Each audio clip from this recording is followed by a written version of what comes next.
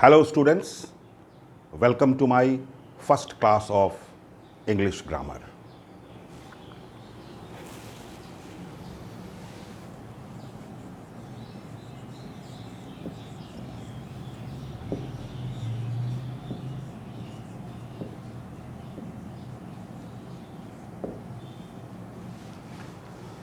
The first question, what is grammar? And why should we learn grammar? The grammar teaches us to read, write and speak a language correctly. व्याकरण हमें किसी भी भाषा को सही सही लिखना, पढ़ना और बोलना सिखाता है. डेफिनेटली किसी भी भाषा को सीखने के लिए ग्रामर बहुत ही ज़रूरी है. हम लोग इंग्लिश सीखना चाहते हैं, इसलिए हम लोगों के लिए इंग्लिश ग्रामर का अच्छा नॉलेज होना बहुत ही ज़रूरी है.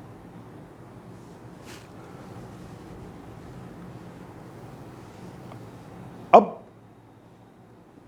पहली बात यह सोचने की है कि किसी भी लैंग्वेज की सबसे छोटी इकाई क्या होती है.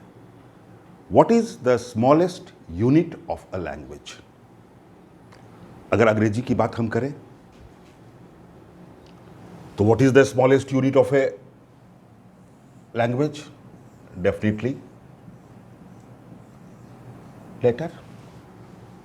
There are 26 letters in English alphabet.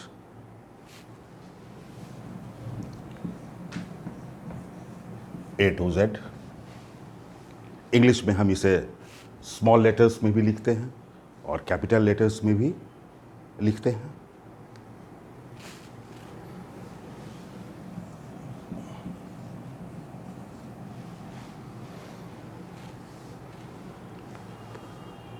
Letter के बाद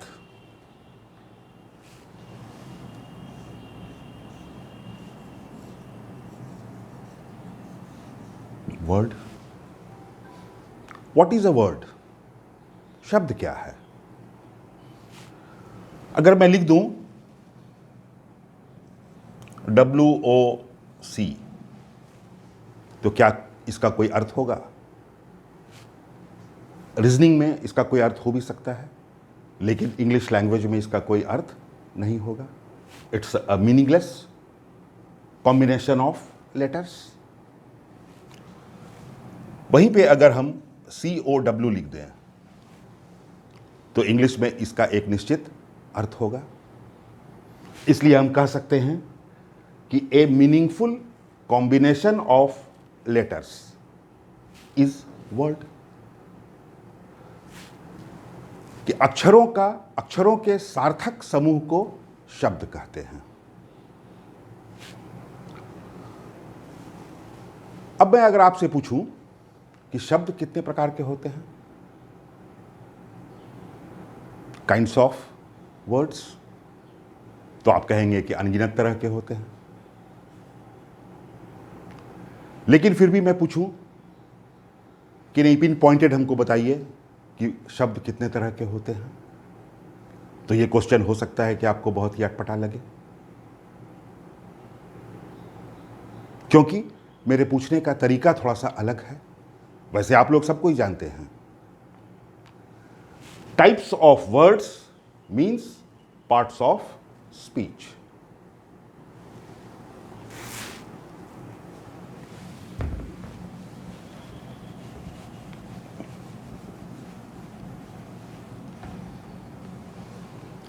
types of words means parts of speech.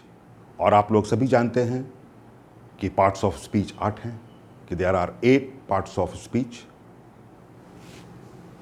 First is noun. Second is pronoun. Third is adjective. Fourth is verb. Fifth is adverb. Sixth is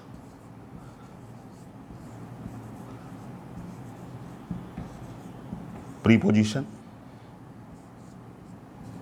Seventh is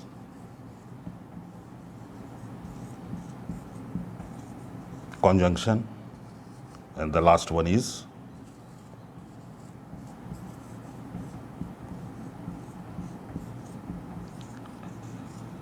interjection. तो English में जितने भी शब्द हैं उनको इसी 8 में से कुछ ना कुछ होना है। या इंग्लिश में कोई शब्द अगर नया बनेगा तो भी उसे इसी 8 में से कुछ ना कुछ होना होगा। जैसे हमारे पास एक यंत्र नहीं था, एक इंस्ट्रूमेंट बना, एक मशीन बनी, हमने उसका नाम रख दिया कंप्यूटर। और जैसे ही हमने उसका नाम रख दिया कंप्यूटर, वो नाउन हो गया, क्योंकि आप लोग जानते हैं कि noun is a naming word.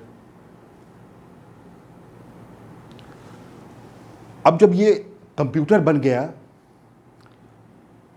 तो कंप्यूटर में अगर हमको डाटा डालना है तो हम लिखते हैं feed the data in the computer. Feed the data in the computer. तो ये फीड शब्द तो इंग्लिश का पुराना शब्द है जिसका अर्थ होता है खिलाना। फीड द पुअर, गरीबों को खिलाओ। लेकिन इस वर्ब को एक नया अर्थ दिया गया और इसका अर्थ एक दूसरा अर्थ भी हो गया, कंप्यूटर में डाटा डालना।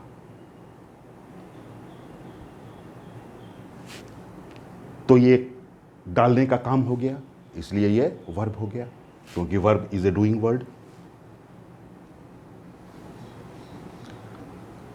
You say log in to my computer और माई चैनल और माई फेसबुक अकाउंट और माई ट्विटर अकाउंट। तो जैसे ही आपने लिखा लॉग इन, तो लॉग इन करना ये एक काम हो गया, और काम हो गया तो ये वर्ब हो गया। तो ये हमेशा ध्यान रखो कि इंग्लिश में जितने भी शब्द हैं या आगे फ्यूचर में जितने भी शब्द बनेंगे उनको इसी 8 में से कुछ ना कुछ होना होगा। तो इस 8 को जिसने भी ठीक से समझ लिया उसने इंग्लिश ग्रामर को ठीक से समझ लिया।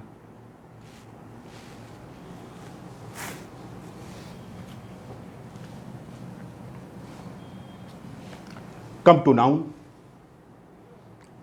Noun is a naming word.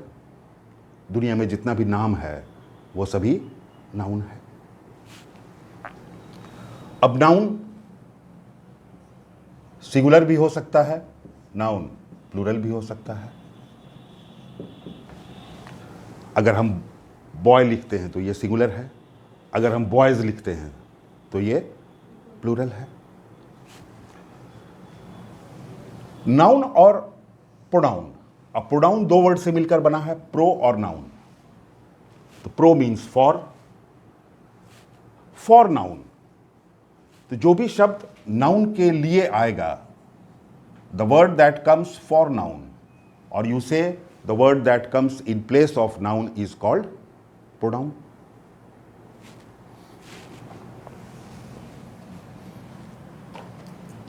अब प्रोनाउन भी सिंगुलर और प्लूरल होगा। आप जानते हैं कि फर्स्ट पर्सन आई, इसका प्लूरल होता है वी। सेकेंड पर्सन यू, इसका प्लूरल होता है you he. Third person he, she, it, इसका प्लूरल होता है दे। अब नाउन और प्रोनाउन दोनों सिंगुलर और प्लूरल होता है, और नाउन और प्रोनाउन ही इंग्लिश में सब्जेक्ट बनने का काम करता है।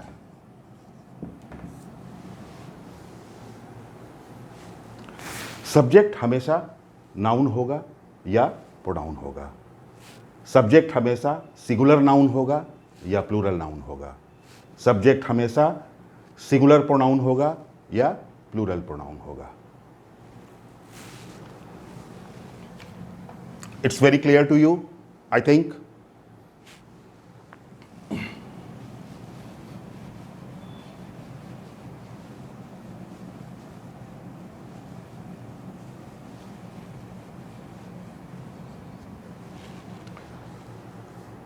Adjective, you all know, it's a qualifying word. ये क्वालिफाई करता है, ये नाउन या प्रोनाउन को क्वालिफाई करता है।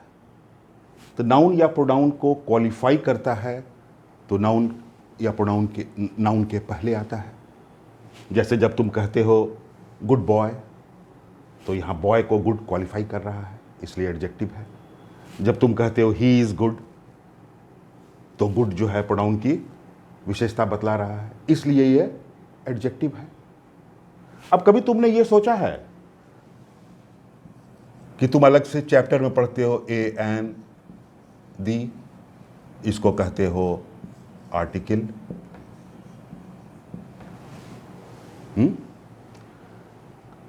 कभी तुम लिखते हो शी इज ए गुड और शी इज ए ब्यूटीफुल? तुम नहीं कहते हो। तुम कहते हो ही इज ए बॉय और तुम कहते हो he is a good boy. तो तुमने बॉय के पहले ए लगा दिया, तो तुमने लिखा ए बॉय एन ऑरेंज दी ताजमहल, तो तुमने तो नाउन के पहले आर्टिकल लगाया। तो ये डेफिनेट बात है कि अगर नाउन के पहले आर्टिकल लगता है तो ये नाउन को क्वालिफाई करता है। अगर नाउन को क्वालिफाई करता है तो आर्टिकल भी एडजेक्टिव है। Articles are also adjective and they are called little adjective, बच्चा एडजेक्टिव, छोटा एडजेक्टिव।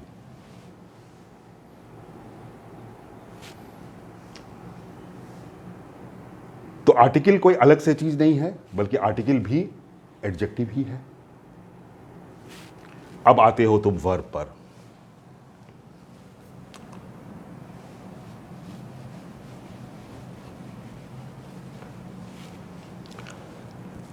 तो verb is the most important part of speech. All naming words are noun and all doing words are verb.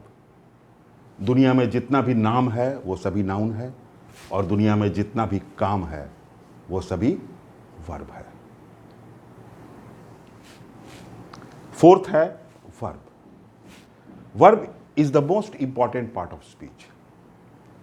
Verb एक Latin word से बना है जिसका अर्थ होता है वर्बम। वो लैटिन वर्ड है वर्बम, और वर्बम का अर्थ ही होता है मोस्ट इंपॉर्टेंट। इसलिए verb is the most important part of speech. हमारे पास अगर एक सब्जेक्ट हो और एक वर्ब हो तो इंग्लिश में एक छोटा सा वाक्य बन जाएगा।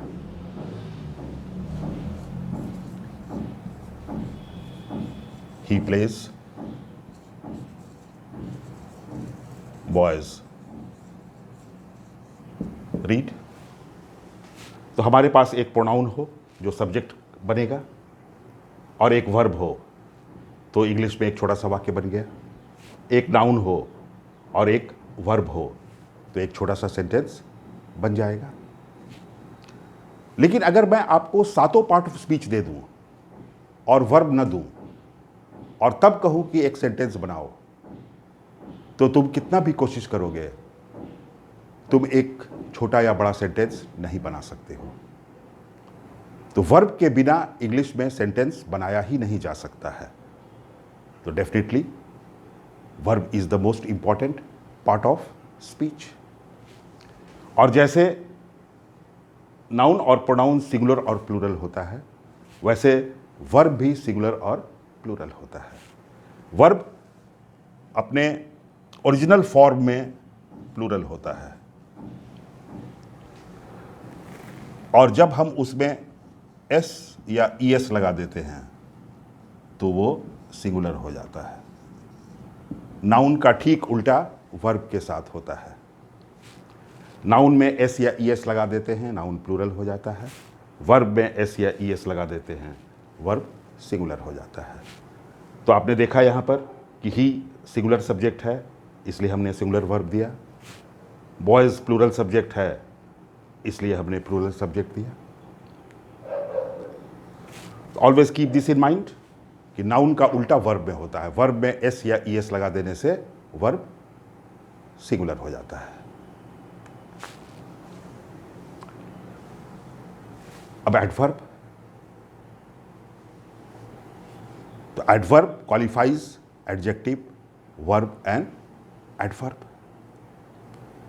ये एडजेक्टिव की विशेषता भी बतलाता है, एडवर्ब की विशेषता भी बतलाता है, और किसी दूसरे ये वर्ब की भी विशेषता बतलाता है, एडजेक्टिव की विशेषता भी बतलाता है, और किसी दूसरे एडवर्ब की भी विशेषता बतलाता है।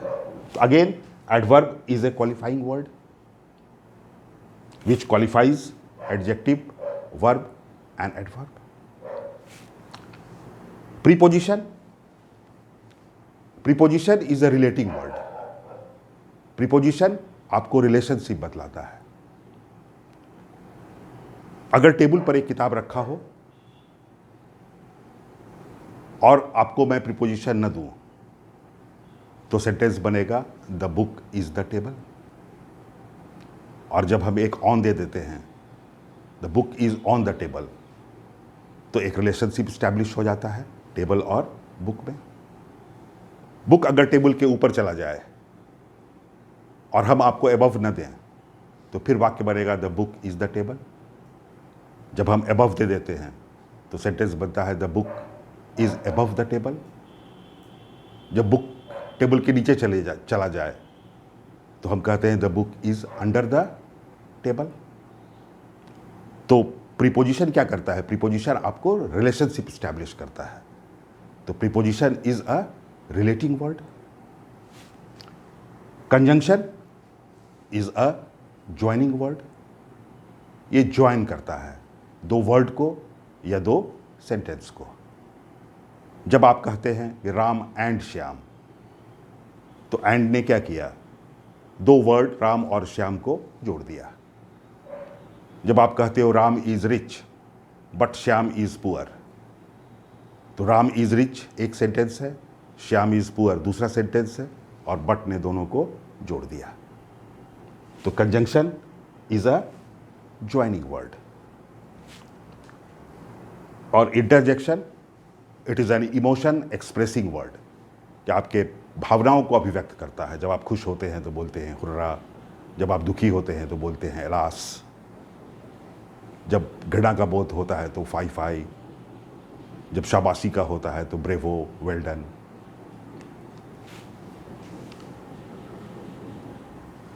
तो ये 8 पार्ट ऑफ स्पीच हैं। इन्हें जिसने भी ठीक से समझ लिया उसने इंग्लिश पे कमांड हासिल कर लिया।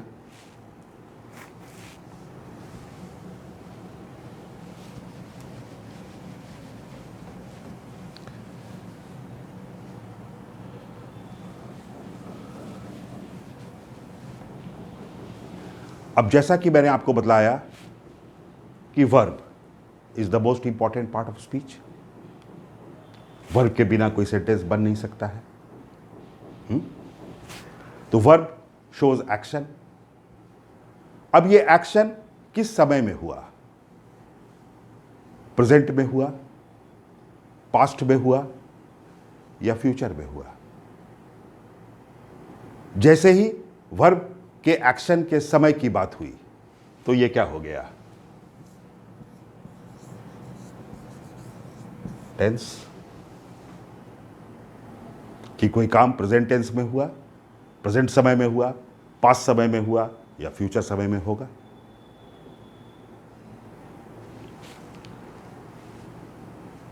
जब हम ये सोचते हैं कि सब्जेक्ट इंपॉर्टेंट हुआ या ऑब्जेक्ट इंपॉर्टेंट हुआ, सब्जेक्ट ने कोई काम किया या सब्जेक्ट पर किसी काम का प्रभाव पड़ा, ऐसा जब भी हम सोचते हैं कि सब्जेक्ट इंपॉर्टेंट है या वर्ब इंपॉर्टेंट है, एक्शन का डूअर ऑफ द एक्शन कौन है, रिसीवर ऑफ द एक्शन कौन है, और जैसा जब हम ये सोचने लगते हैं तो ये क्या हो जाता है?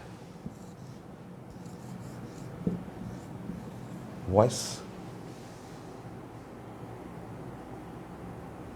तो टेंस और वॉइस भी वर्ब का ही पार्ट है। जब हम ये सोचने लगते हैं कि सिंगुलर सब्जेक्ट के साथ सिंगुलर वर्ब लगना चाहिए, प्लूरल सब्जेक्ट के साथ प्लूरल वर्ब लगना चाहिए, ऐसा होता ही है। और जब ऐसा होता है तो इसको पढ़ने के लिए जो चैप्टर हमारे पास है वो क्या है? सब्जेक्ट वर्ब एग्रीमेंट, और इसी को हम कहते हैं सिंटैक्स, कि सब्जेक्ट वर्ब एग्रीमेंट, कि किस सब्जेक्ट के साथ किस तरह का वर्ब लगेगा। ये जब हम सोचते हैं तो ये एक अलग चैप्टर बन जाता है, सब्जेक्ट वर्ब एग्रीमेंट और सिंटैक्स। और जब हम ये सोचने लगते हैं कि बोलने वाले के शब्दों को जस का तस रख दिया जाए या फिर उसे अपने शब्दों में लिख दिया जाए, जब हम बोलने वाले के शब्दों को जस का तस रखते हैं तो वो डायरेक्ट नरेशन हो जाता है, और जब हम अपने शब्दों में डाल देते हैं उसे तो वो इनडायरेक्ट नरेशन हो जाता है। इसलिए आपके बुक में नरेशन का चैप्टर है।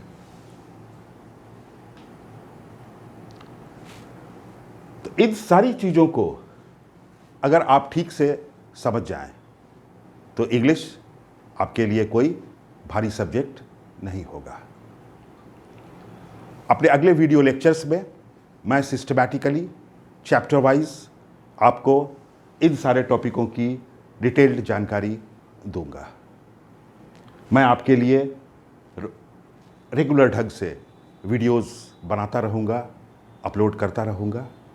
मैं आपको बेसिक लेवल से एडवांस्ड कॉम्पिटिटिव लेवल तक लेकर चलूँगा, ताकि आपको इंग्लिश ग्रामर में कभी कोई कठिनाई ना हो। इंग्लिश से डरने की कोई ज़रूरत नहीं है।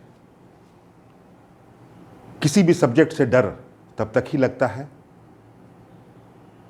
किसी भी सब्जेक्ट से भय तब तक ही लगता है जब तक किसी ने उसे बहुत आसान ढंग से आपको समझा न दिया हो। मैं इंग्लिश आपको बहुत ही आसान ढंग से समझाऊंगा ताकि आपको इंग्लिश के कारण जीवन में या करियर में कोई कठिनाई न हो। मेरा एक्सपीरियंस और आपका जोश अगर मिल जाए तो इंग्लिश कौन सी मुश्किल चीज़ है। इंग्लिश कोई मुश्किल चीज़ नहीं है, बस आपको रुकना नहीं है। एक मुकाम हासिल करने के बाद दूसरी मंजिल तक जाना है। आपने बैंक क्लरिकल का मुकाम हासिल कर लिया, अब बैंक पीओ का सपना देखना है। आपने बैंक पीओ का सपना देख लिया, आपने बैंक पीओ का सपना पूरा कर लिया, अब आपको आईएएस आईपीएस का ख्वाब देखना है। बेहतर से बेहतर की तलाश करो, बेहतर से बेहतर की तलाश करो। जब नदी मिल जाए तो समंदर की तलाश करो। चलिए अब मिलते हैं आपसे अपने अगले वीडियो में, जहां मैं आपको chapter wise systematically English grammar पढ़ाऊंगा। आई होप आपको ये इंट्रोडक्टरी क्लास अच्छा लगा होगा। अगर आपको ये क्लास अच्छा लगा है तो आप इसे लाइक ज़रूर करें, अपने दोस्तों में शेयर करें और इस चैनल को सब्सक्राइब करना न भूलें। Good bye students.